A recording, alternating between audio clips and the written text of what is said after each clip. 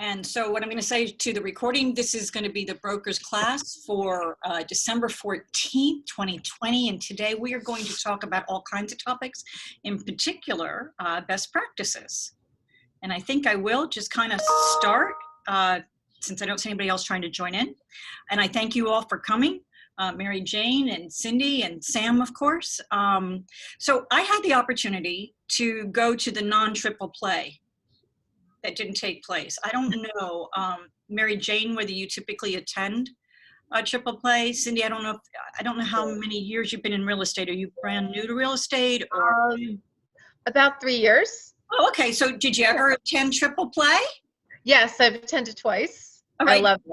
It's great. Okay, so what did you do this year? This year I did not do the virtual triple play. No. Loved it. I loved it more than having to go to, I'm not a gambler and I don't like sticky hotel floors. No, not a gambler. It was a nightmare for me, the one and only time in 17 years I ever went, and that was last year. And so I have to say, more than excited to have the opportunity just to do it all via Zoom. And I really dove in. I really dove into what they offered for two reasons. It's always good as your broker that I stay up to date. And while I know the information, hearing it over and over again never hurts. Never hurts, especially when it comes to ethics and agency and fair housing and all these topics that turn me on, and I'm sure the rest of you not so much. But so I like to tap in as much as possible. And there was one class that I never miss, whether it be offered through my board, and I think I heard it through CORE, because I go to the CORE meetings as well as NCJAR. Those are the two boards that I pay attention to. And I know that they had their annual meetings, and I always go to their annual meetings for whoever the guest speaker is. And in the past, it has been the attorneys for the New Jersey Association of Realtors, which for me is always very interesting to hear their take. And so Jeffrey Dollinger, I don't know how many of you know Jeffrey Dollinger, but Jeffrey Dollinger was one of the speakers, and he had this class regarding legal do's and don'ts, whatever you want to call it, last week. And I went, and I got a 1 point credit, by the way, for free, which was so totally cool. But I have 36 credits right now, so I don't need the credit. But some of you could have used my credits. You know, I could have just attended as you. No, I'm kidding. But it was great. It was great. It was free credits.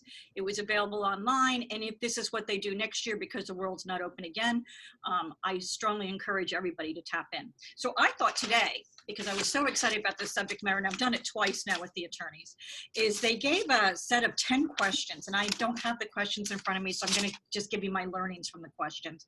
And then you had to guess as the audience. In order to get credit for the class, you had to participate with selecting true or false. There were 10 true or false questions related to things that happen in real estate, and your take as a realtor as to what you thought might have happened. What's interesting about working with the attorneys at times is they see things with the big lawsuits that come through that then they give you advice. Don't do this anymore, because you too could end up, you know, sitting in front of a judge and losing. And so they give out advice based upon precedents in law, whereas we all tend to work from wanting to do the right thing, wanting to remain within the scope of what's legal, but we don't follow where the lawsuits are going. A very, very, very long time ago, back in the 90s, there was a lawsuit that impacted Weichert in Montville, New Jersey. It had to do, in Morris County, it had to do with schools and zoning of schools. And because of that, a lot of things ended up happening. Seller's disclosures came into being for some of the past. That's why seller's disclosures came into being. We can't talk about schools. We got to make sure that we, you know, represent the information properly. The beef was that they thought they were going to be going to Mountain Lakes High School, and it turned out not so. And Mountain Lakes, for all of you that may or may not be aware, it has enjoyed a very high reputation over the years as a very coveted high school. For those of us that have grown up in Morris County like myself. So it was a big deal to the buyer to find out that my kid doesn't get the right to go to that school, yet, you know, you advertised it that way, and it was a big deal. So let's just dive in with, and I'm going to just select a few if that's okay. Is everybody cool with what we're going to do today? Doesn't it sound like fun? Come on. Big cheer. Yay, thanks, Sam. I need energy today, guys, energy. So here's one that has to do with fair housing. having to do with rentals. And a lot of you work on rentals, and these questions do come my way. There were two questions that came up. One was about support animals. Okay, and the second one that came up was about discrimination and protected class, and in particular, criminal background checks, and can they be screened or not screened? Okay, so I thought I'd open it up to the nice audience that we have here today. And Sam, you're included because you're a realtor too, or you're going to be as soon as you take that test. I'm not sure if you've taken it yet. Okay, you're going to take that test, Sam. Okay, so Yes. true or false? Yeah. True or false, guys? You're screening, you're the listing agent. You're screening, you put an ad out via the MLS for a rental. Applicants return their responses, and you just happen to be that inquisitive little sort that loves to go on the internet and check people out. I'm not saying that all of us don't do that, because I think we do nowadays. It's just too easy. But in going and checking it out, you find that there is a criminal record, perhaps. There's some notations in the internet lead you to believe there may be a criminal record on the particular applicant. True or false? Is this something that you should be bringing to the attention of your landlord? And is this something that can be used as a point of not allowing, deleting this person from the opportunity of the rental? Two-parter. Anybody want to leap forward? I got so many questions, you're all going to get a chance. Don't worry. Take a chance. It's a good one, isn't it? Thought-provoking. Yeah. Okay? Yeah. So what do you think, Mary Jane?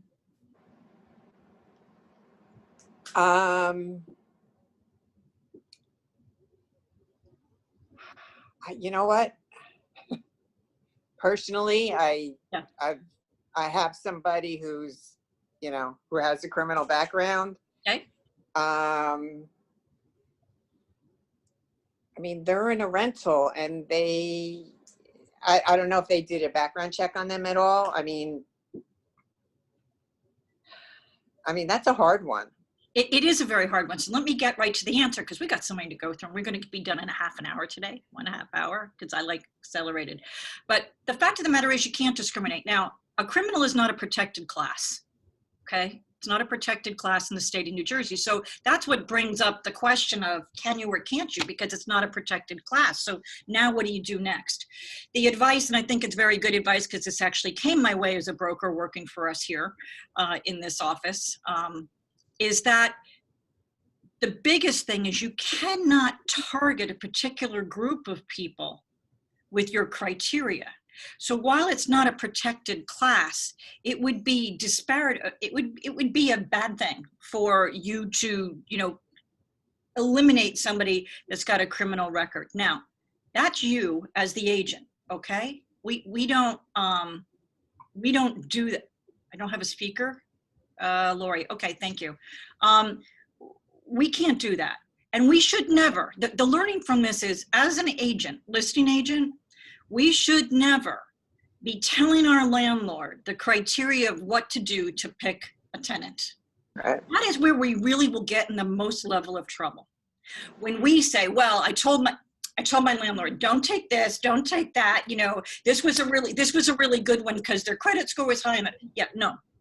Good nor bad, we shouldn't be doing any of that, okay? We should allow the landlord to pick and choose who they want as their tenant, okay? Who they want as their tenant. There's a lot of information out there on the internet, and here's what I do warn all of you about. The case that came my way from one of our agents a year ago was they checked it out, the person, the internet claimed they had a criminal background, but yet they were never convicted of anything. And I said, well, just because you're accused does not mean you're convicted. And if you're not convicted, what exactly are you holding on to here? That's discrimination. Can't do it. Okay, so we'll leave it at that. Next one is about comfort animals, support animals, service animals. I'll go through the whole category. Now, would we all agree that there's a difference between a service dog and a comfort animal? Let's pretend it's a dog. Comfort dog versus a service dog. Does anybody know what the difference between the two is? Some kind of certification? A certification, but you can kind of, yes, a certification, but typically you think of a service animal as an animal who may be helping the blind, Right. maybe helping a vet on PTSD. You know, we typically see those kind of dogs, and they are allowed into establishments like stores, etc. You cannot bar them from being in, right? Okay. Right. However, a comfort animal, and let's just isolate it to dog for a second, because the airlines have now come out with a statement that they're not going to allow comfort guinea pigs, peacocks, sheep, not all of them, but I think there was just something in the news. Did you guys see that? No. Where the airlines is going to, you know, put some kibosh on you having your favorite pig sit next to you on the plane because you need it for emotional support. Okay. If you got a dog, you got half a chance, but if it's a pig, yeah, I don't think it's going to happen. And that's a new one out there. But what do you think regarding a comfort dog, we'll say in this case, what do you think the requirements are for a landlord?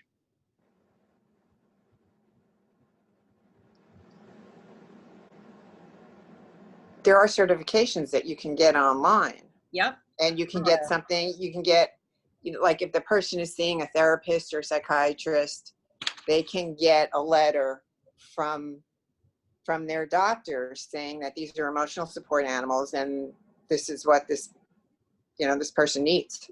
Right. So you cannot discriminate. You cannot discriminate. You need to advise the landlord that they cannot discriminate. The question was asked on this, which was a little different than what I had learned in the past. And this is why I love these little classes, because it's always a little tweak here and there based upon a lawsuit that's come along. Can you ask for a copy of their certification and or letter?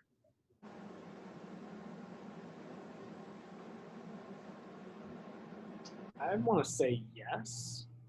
The answer is yes, and I thought the answer was no, because in the past it was as if you were challenging. You understand, you were challenging somebody. You're almost living on faith. But the answer is yes, you can ask, and no, the seller cannot disallow, bar, okay, the animal from the place. Let me find another good one that I really liked. Oh, disclosures. Disclosures. Okay. There was a suicide on the property of the house that I'm ready to list. What are my obligations as the listing agent? Am I required to disclose this horrific event? Yes or no? I'm a listing agent in this case. Thought-provoking, right, Sam? I love watching your face. Well, because I'm thinking back to, you know, to some of the classes and stuff, and I remember this being a topic. I don't know, you know, I don't know. I want to say no. I want to say no. The answer is no. However, if you're acting as a dual disclosed agent, now you also have the buyer, what's the requirement? Are you required to disclose? Yes. The answer is yes. If you have knowledge of a property and you need to tell the buyer, so it's kind of a little bit different. So what do you do if you're going to take a listing and you know that this circumstance has taken place? You need to have a sensitive conversation with the owner to let them know that the internet, I guess the way I would do it is the internet out there has a vast amount of information. And regardless of whether somebody has read it in the paper, has seen it on the internet from doing research, lives in town, has heard about it, or just comes to see your property and the neighbor next door says, yeah, it's terrible what's happened to this family. They really need to move on for, you know, and you're like, what do you mean? What happened? I mean, things will be disclosed. So if you have a situation like that, I ask you to come to me as a broker and we'll work our way through that. So Okay. Sally, I have a question. What if somebody has died in the house, like, an older Good person? question. Thank you. I should have brought that up. Excellent. Excellent. The answer is no. Now you do not need to disclose. In the state of California, they had a requirement that you had to disclose all deaths on a property up to the first 3 years. And at 3 years and 1 day, you no longer had to disclose. So that's the day I sold my house. That's the day my house went on the market because my husband passed away from a heart attack. Nothing big deal, but passed away from a heart attack in our home. And I didn't want my property to have a taint on it, a stigma, sell for less, for any of those reasons. So I didn't have, I waited. In New Jersey, there is no such thing as having to disclose that whatsoever. And nowadays, we all need to understand, both my parents passed away in their house by choice. They came home from the hospital to die. I mean, that was their choice. And that's what I'm seeing more and more in society today. People are not looking to, they're looking to do it the way it should be. So you do not need to disclose that. So thank you for making me bring that to light, Mary Jane. I appreciate it. And Sally, actually one question, Lori typed in one question, circling back to the animal question. Yeah. So her question is, what if it's a condo or a rental building with pet restrictions? She gives the example of like a pit bull or a person with a service dog who has a pit bull as a service dog. How does that come into play? Let me make a statement. The rights of the tenant trump the rules of the association. Okay? The rights of the tenant trump the rules of the association.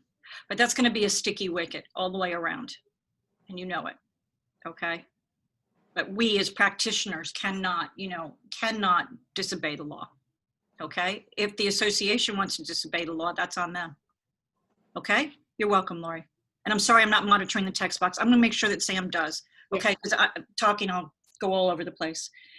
Let's talk a little bit about the Consumer Fraud Act. And in this case, I'm going to talk about as a listing agent and as a sales agent. I'm going to look at two sides of it. And we're going to talk a little bit about Oprah requests, and we're going to talk a little bit about, let's say, taking a listing and putting the square footage on the listing as a listing agent. And, listen, where do I get my square footage? I go to njactb.org. I pull my data from there. It's a government source. It's what's on the tax record. I should be okay, right? Wrong. There have been lawsuits, and the agent is lost for publishing. So I'm going to strongly encourage, and this is hard for me because I believe in publishing square footage, and sometimes it helps me get the house or property sold. Especially in a townhome community where I've got the largest square footage over everybody else. And it just doesn't sound good enough to write in the description, I have the largest townhouse, come and buy it. The square footage really is helpful. And I have a disclaimer in there as per, New Jersey, the New Jersey Tax Board's website. But that still doesn't cover me.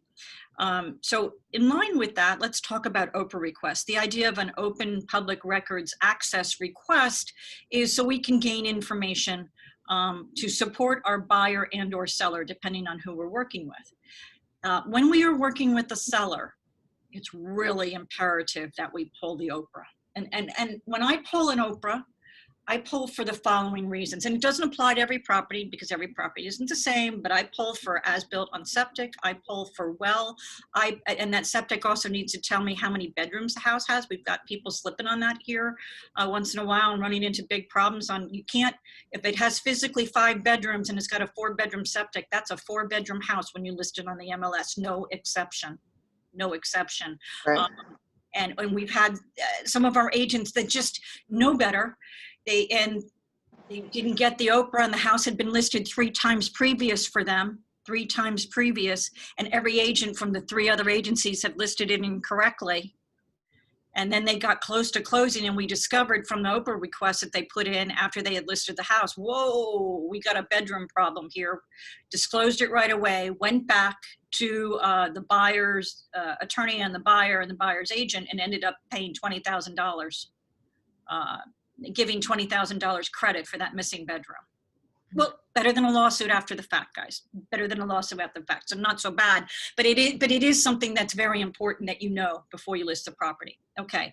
In line with that, all the other things that I pull from the Oprah, I make sure I get the property record card, which shows me a schematic of the house. It shows me how the square footage was calculated. It tells me if there's a finished basement and how much of that basement is finished. It tells me, if there's a deck on the house. It tells me, it tells me all kinds of wonderful things. It tells me how many bathrooms are in the house. I've had houses where people have put bathrooms in illegally in the basement.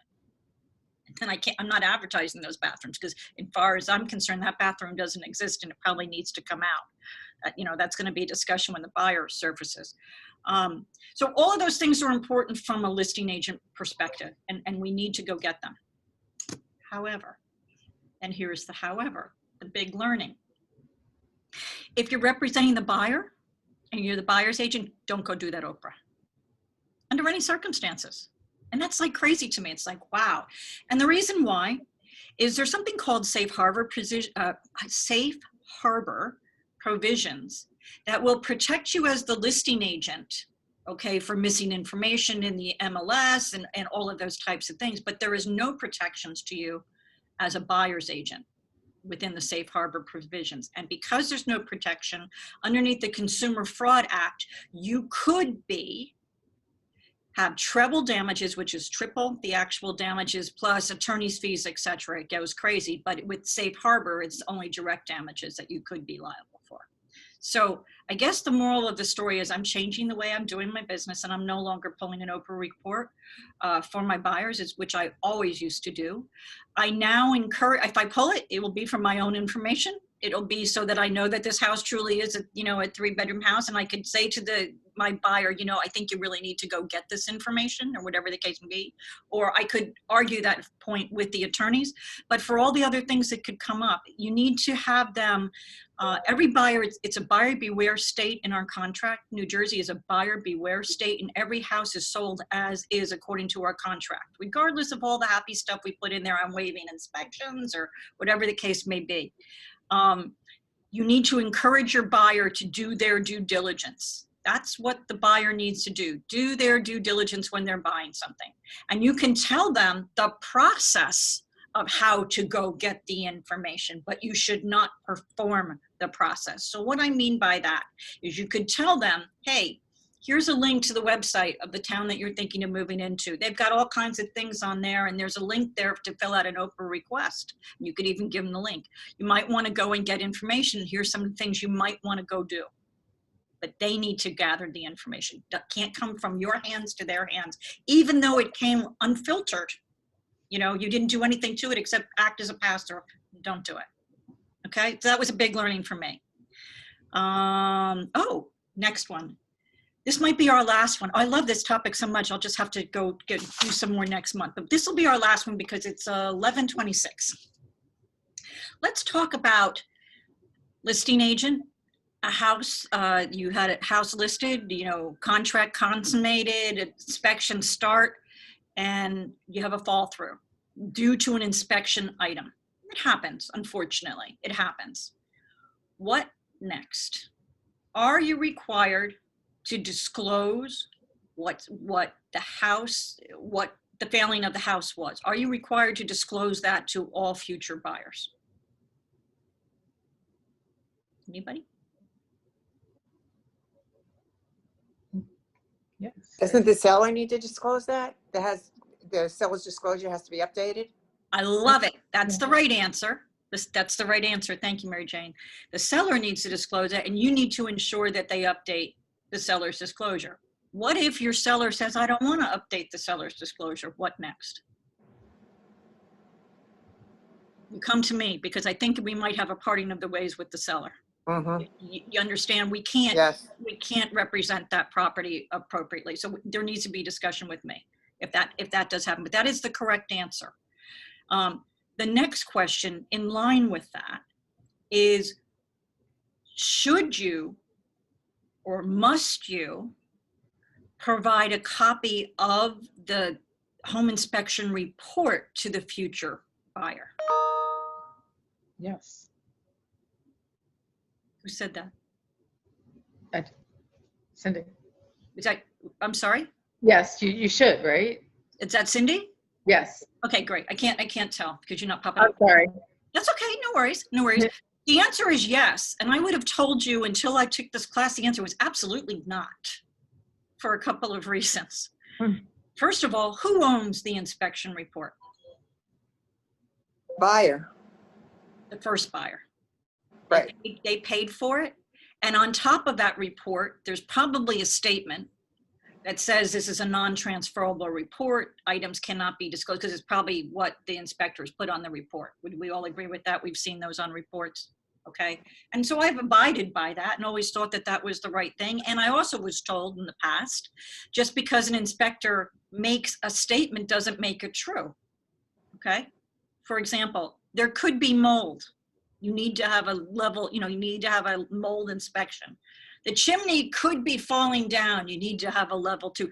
There's all these things where an inspector, because they're a generalist, they lead you to another inspection that you may wish to do, and they kind of defer it. But the language as interpreted by some buyers can be like, oh my God, the house is falling down. It's terrible. And, I don't want, they get scared. We all know that based upon how an inspector writes something up and how they communicate it. What I learned is, doesn't matter what the inspector says on the cover of that letter. It doesn't matter that the report was written for a previous a buyer. We must share a copy of that report as well. That's what the attorneys are encouraging us to do now, which I was like, wow.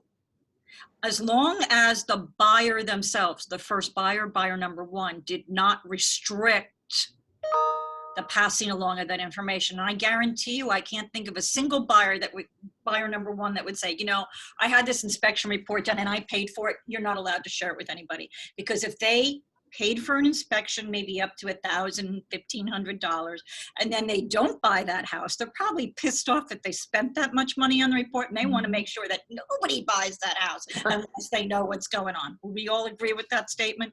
Yes. Yeah. Okay. Well, guys, I only got through how many? 4 or 3? How's that? I hope you enjoyed today. That was our half-an-hour little class, and I will do this again. How's that? Good. Thank you. Thank All you. right. Good class.